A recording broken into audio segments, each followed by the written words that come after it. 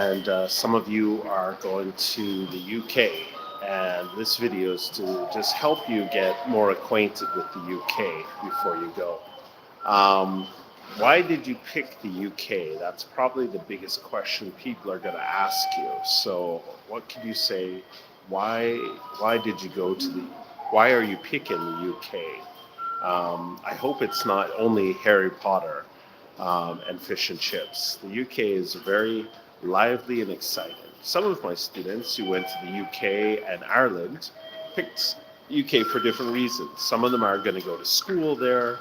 Others want to see European football. They have a fascination with football, as some Westerners call it soccer. And UK has a lot to offer in terms of culture, history. Um, Another word that's really interesting is called multiculturalism. Again, multiculturalism. That means getting many different cultures together. And that means you're going to see people from India with British accents, Japanese people with British accents, Chinese with British accents. And speaking of accents or bends, as in Japan where you have Hokkaido bend, Osaka bend, um, you will encounter many different types of speaking. Some of them are clear, maybe like myself, and then others will not be.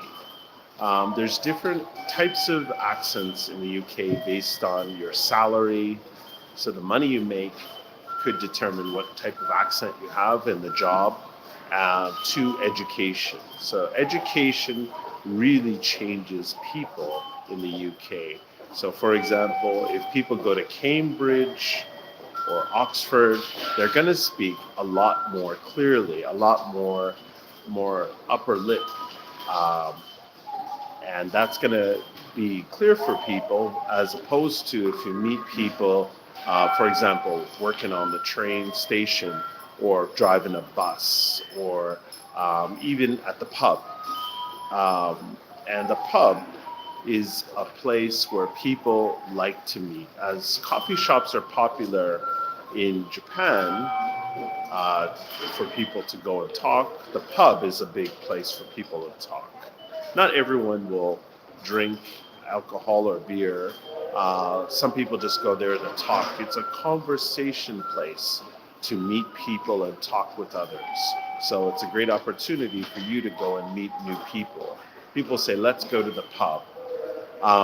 But getting back to languages, we have different accents that you will hear in the UK. Some are Irish accents from Ireland, Welsh, um, Gaelic.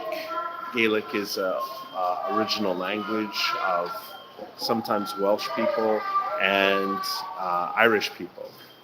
And Ireland has different parts, Northern Ireland and southern parts.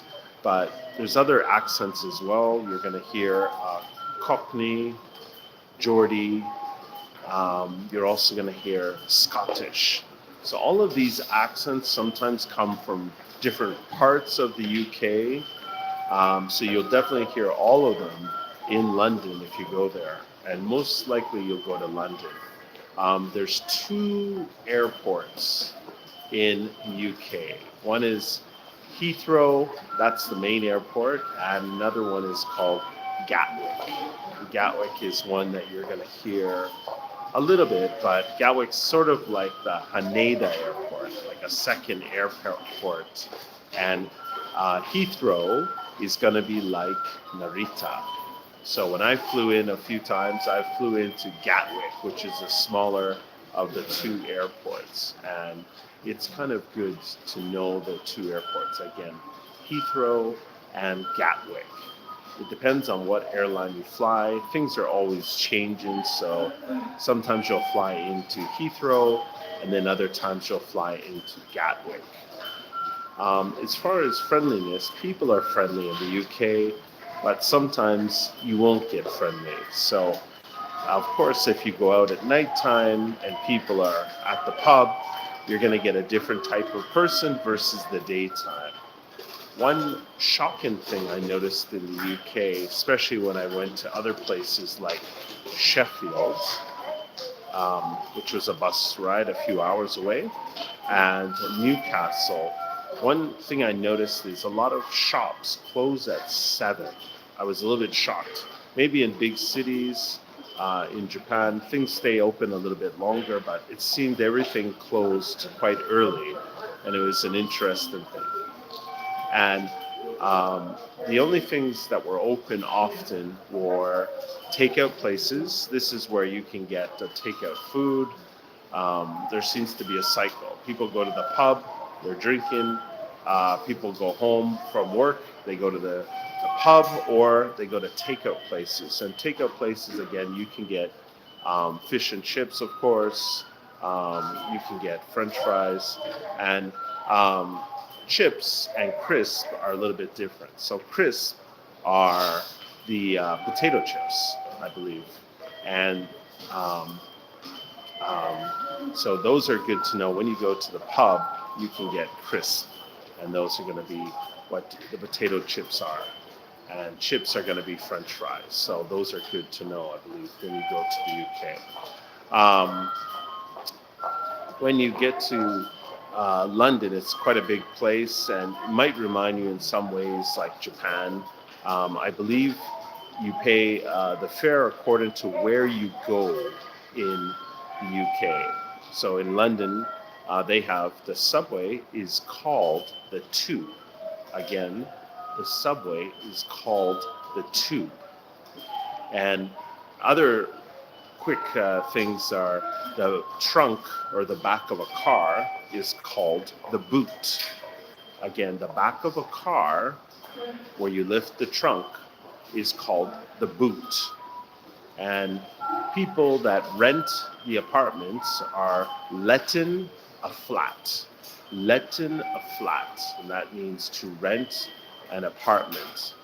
So there's different things to know in UK, and the best way is to start to watch TV shows. And I noticed TV shows like Vera, Vera. I'll put the link in the description. Um, and another one is After the Flood. These are just UK shows. And a great way to understand how the UK people talk is to watch UK shows and start to get the lingo. The lingo is idioms. That means the special words and how people greet each other. Um, Tea time, dinner time. Dinner time is the afternoon, or sorry, like lunch, and tea time is dinner. So it looks a little bit mixed up, but it could be a lot of fun in the UK once you get going. Harry Potter is good for some accents, but I think watching more modern TV shows like Vera and After the Flood, these are TV series you can hear everyday talk from a variety of people who are older and younger and how they cooperate with each other. Some shows you have to watch a few times so you can get the lingo. The lingo is the special words or the listening of the accent. So I recommend trying to watch these shows, even start with them on YouTube to see if you like the premise or the idea, and then next you will try to watch the words on the shows, and a good way to do is use subtitles. Subtitles are not 100% effective, but they could be a lot of fun to start to get the lingo of new words. The lingo will be words that you don't understand, and it might be useful for you to start to learn UK. So you want to also get yourself a London map. If you're going to be in London or whatever place you're going to be, you want to get a map of that area and start watching videos from there so that you can learn where things work. How do the trains work? How do the buses work? Start with TV shows and then move on to sports or news. If you're going to the UK, BBC News is good. And to watch TV shows, some people watch BBC America. That's usually very helpful to do to learn the especially the accents, to listen to the accents and hear the accents. So this is the start of getting ready for the UK. And also, I would recommend going to a currency shop and trying to get the currency so that you can see what the money looks like. And of course, with the new king in the UK, we're going to be getting money from with Prince or King Charles face on it, but most likely if you're going in 2024, you're probably going to still see the Queen. She's not going anywhere soon. And when you get to the UK, people will want to hear your opinions. People want to hear your opinions. So you need to be ready to express yourself. People might be saying, is Japan a safe place? Is Japan a fun place to live?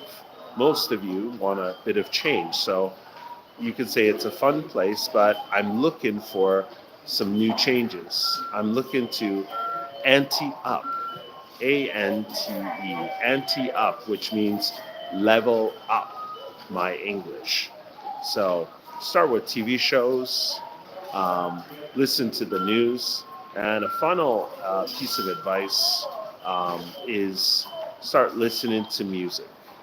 You got everything from the Rolling Stones um, to Oasis, and there's a whole bunch of new Ed Sheeran. I think he's actually might be American. Um, but there's a lots of UK artists. If you're going to Ireland, try to listen to some Irish artists, and it's a great opportunity for you to get familiar with the music, to communicate with people. If you know some lyrics from some songs, it really helps. A lot of people know Beatles songs, so it's really helpful. Um, Unless you meet Beatles fans, you might be limited.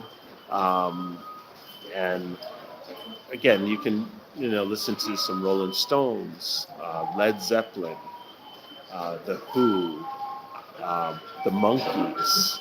There's so many bands. Again, Led Zeppelin, the Who, the Monkees. These are all older UK bands that gave the sound in the UK, and other bands of rock would be Oasis. So just consider that, and also a really fan favorite, which would be Queen with Freddie Mercury. So Queen is available everywhere, and he has a very unique sound that I think represents a lot of singers, like when you get a high level. So Queen with Freddie Mercury as the singer, and you can also watch the movie, but I think watching him in concert is a great chance to listen to the music and get familiar with the songs.